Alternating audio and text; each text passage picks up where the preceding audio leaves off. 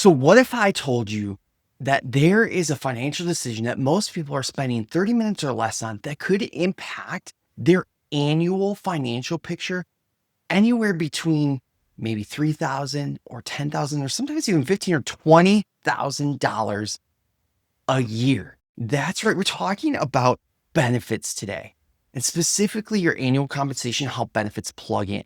That dollar amount could be worth $100 to $300 per hour, and not taking the right amount of time to sit down and go through it is a huge miss that almost everybody makes. Most people, when they're looking at their annual package, especially if they've been in the job for more than a year, they click the same as last year and just kind of move on.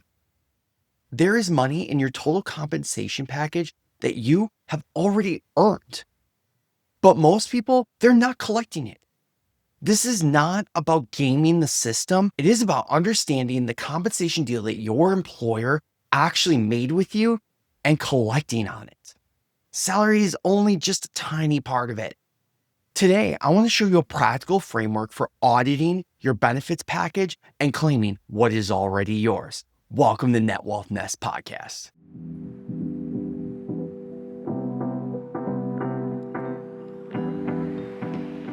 So most people, they think of their salary, that's their compensation. However, wealthy people, they look at this in a totally different way. They look at total compensation. What do I mean by total compensation? It's going to be your salary plus employer benefits and contributions, your employer match, any type of group insurance value, any equity or profit sharing. Most W-2 employees, the benefits layer adds somewhere between 20 and 40% on top of the base salary in the employer side value. Your benefits package is deferred compensation. It is part of the deal your employer made with you when you accepted the job. Not using it, it's like the equivalent of leaving part of your paycheck in the employer's account every month. You already earned it. The only question is, are you going to claim it or not? Understanding and optimizing your benefits is a financial skill. It's not a perk. It's not a privilege. It's not something HR handles for you.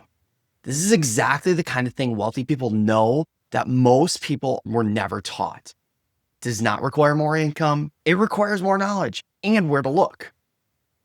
Here's what most people are leaving on the table and what order to fix it in. Okay, so let's talk about what you're probably missing for a second. So 401k employer match, the single most expensive benefits mistake most people make. If your employer matches any percentage, let's say 3, and you are contributing 2, you are leaving money on the table every single pay period. Free money. The employer match is 100% instant return on your contribution. There is no investment in any market that consistently delivers this. So you should audit it right now. Are you contributing at least enough to capture the full employer match? If not, this is your absolute first fix.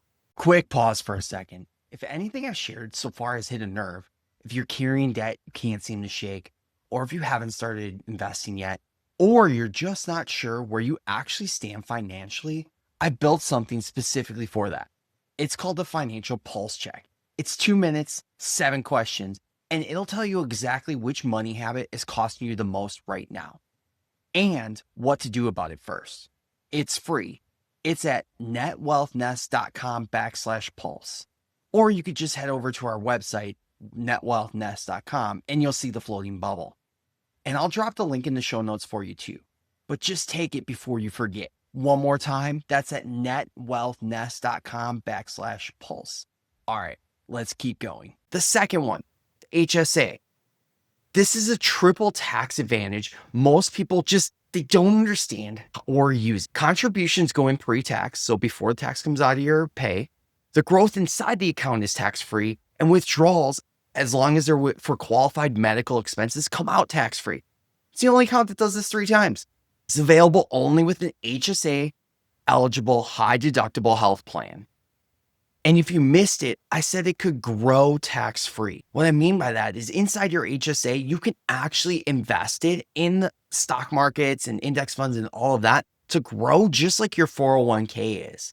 That is a big miss by a lot of people who even have an HSA. They just continue to put money in it and don't actually invest it to allow it to grow exponentially over time. Doing that Again, you put the money in pre-tax, it can grow without accumulating taxes.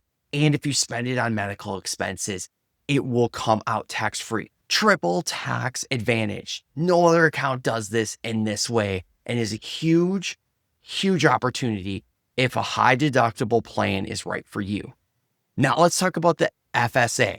This is a use it or lose it, but it's significant for predictable medical expenses. So healthcare say you can put into $3,400 in 2026 for medical, dental, and vision. It's all contributed pre-tax and reduces your taxable income. Then you have the dependent care FSA, and that actually allows you to put in $7,400 again in 2026. This changes every single year, but that allows you to put in money pre-tax and pull it out to pay for things like daycare. Again, saving you and lowering your taxable income annually. The key with these is you have to forecast your expenses before you do elections. Do not guess high because you can lose out on money. All right, then we have group life and disability insurance. Now, group rates, they are almost always cheaper than the individual market rates. Disability insurance is one that is consistently underused or even underpurchased. Keep in mind that 1 in 4 workers, you're going to experience a disability during your working years. Check what your employer offers and compare it to what you would pay on the open market. The same goes with life insurance and supplemental life insurance.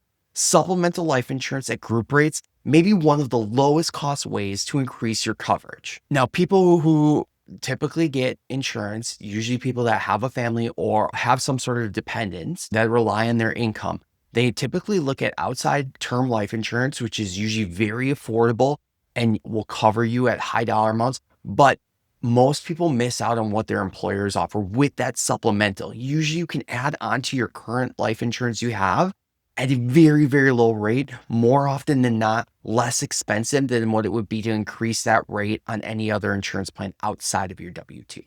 Okay, so let's actually talk about how to read your benefits package. Most people, open enrollment is default. Let's just do the same as last year mode. This is expensive.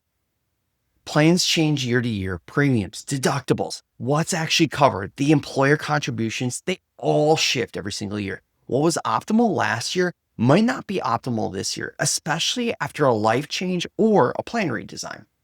So there's 3 questions to ask for every single benefit in your package. First one, what does this actually cover? You should read the summary of the plan description, not just the premium line or the expense line. Number 2, what does it cost me? Employee contribution per pay period times pay periods equals your annual cost. And most corporations do this for you. Number 3, what is my employer actually contributing? This is the value you are claiming or potentially leaving behind. Calculate your annual total compensation in benefit dollars. So basically add up your employer 401k match plus your employer premium contribution plus HSA employer contribution if they have it, and any other employer paid benefits. For most W-2 earners, this adds up to $5,000 to maybe even $15,000 in additional compensation that doesn't show up blatantly in your paycheck. Now, the key is knowing this number changes how you evaluate job offers if you're looking for a new job or a raise negotiation. One thing I want to dive just a little bit deeper into is the HSA and how you can make that decision for you. Here's the key. If you are generally healthy and your employer offers an HSA eligible plan with an employer HSA contribution, or sometimes not, the math often favors that plan for you. And the reason is the lower premium plus the HSA and potentially the growth can more than offset the higher deductible for healthy years, especially when you start thinking about how tax advantage it is. And if you are going to continue to save that and grow that year over year for when you get closer to retirement age or as you get older and you might need it later in life. The key is model it.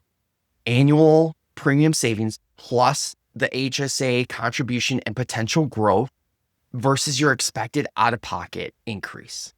So let's talk a second. What does that actually mean? So let's say that you are just contributing to an HSA the full amount every year and you have relatively standard health, like you need an annual checkup, you're in the doctor a couple times a year for different things, whatever.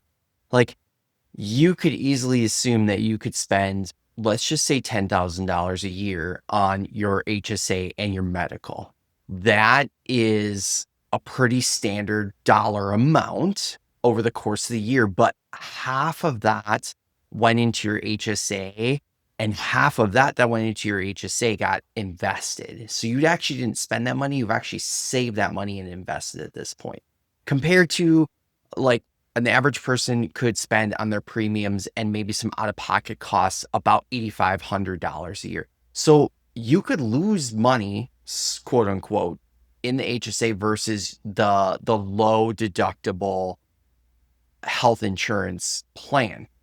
But over time, if you were on that same route, you could have over $65,000 saved by the time you turn 60 that had been accumulating that you can use for medical expenses going forward tax-free. You would have nothing under the normal plan.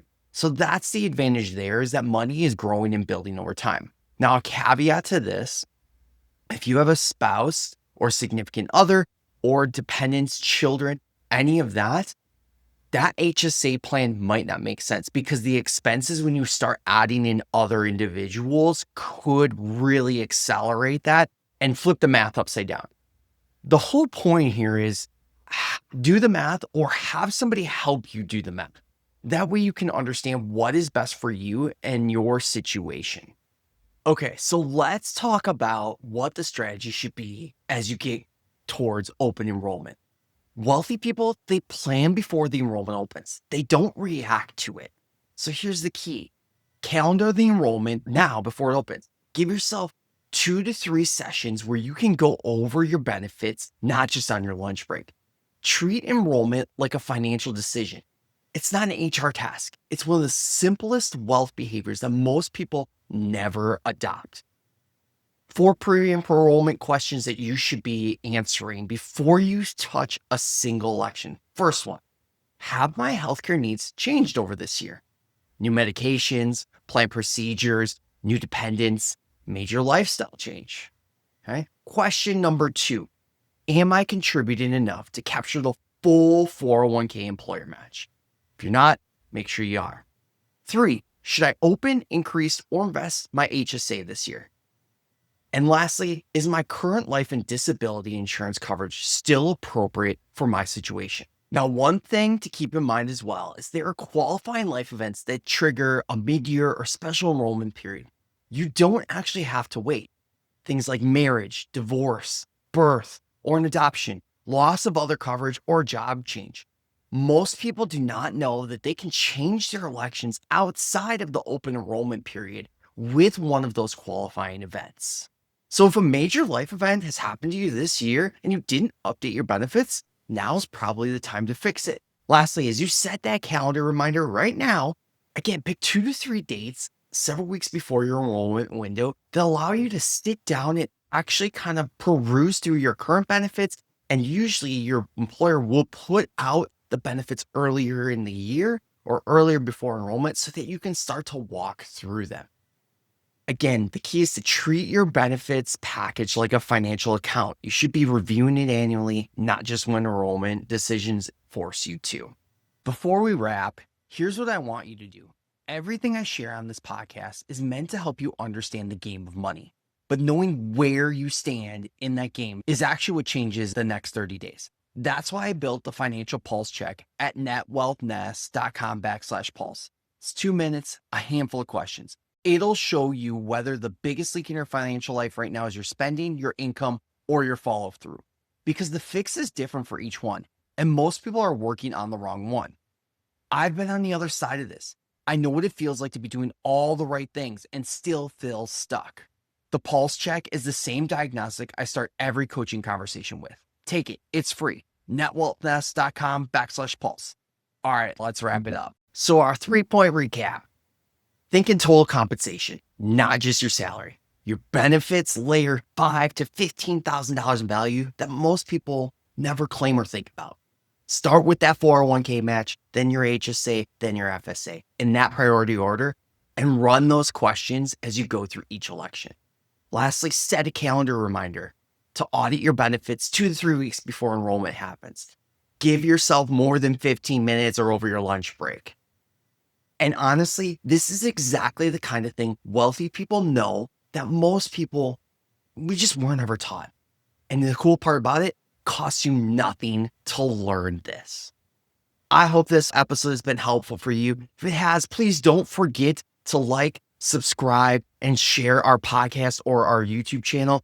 As always, leave comments and questions and reviews for us. We love to interact with the community. I hope this is putting you on the path of breaking out of that paycheck to paycheck cycle and growing your net wealth nest. My name's Jim. Bye, everybody. Net Wealth Nest LLC and Podcast is an educational platform committed to providing resources and information to empower individuals on their financial journey. Please note, we do not provide financial, tax, or investment advice. All financial decisions should be made in consultation with a qualified professional who understands your unique circumstances. Seeking personalized advice is a smart and necessary step before making any major financial commitments. Thanks so much for joining us today. If you found value in this episode, please like and subscribe to our YouTube channel, Net Wealth Nest, and leave us a review on your favorite podcast platform. We read every comment, and they help us improve and guide what topics we dive into next. And hey, if something you heard today resonated with you, don't keep it to yourself. Share it with a friend, a family member, a coworker, your barber, your barista, even a stranger in line. You never know who might need this message. Remember, building net wealth is a journey, but you don't have to do it alone. Stick with us, and together, let's grow your net wealth nest.